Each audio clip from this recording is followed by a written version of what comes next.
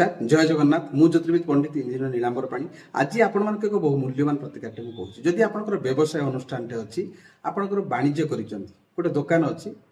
आप जेकोसी व्यवसाय लिप्त अच्छा से व्यवसाय आपंकर मांदा अवस्था दे गति करुच्ची लाभ होना क्षति हो सेल कमी जाऊँगी दुकान रे किछि गुंड हलदी प्रत्येक शुक्रवार दिन घर कागज कि हाथ में धरिकी ने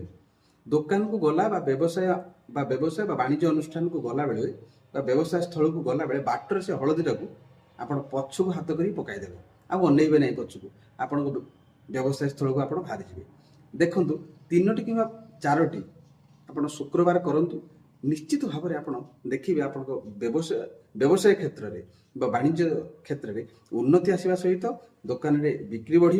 आउ व्यवसाय प्रति आपंकर इच्छा मनोबल सुदृढ़ हो यह बहु प्रतिफलित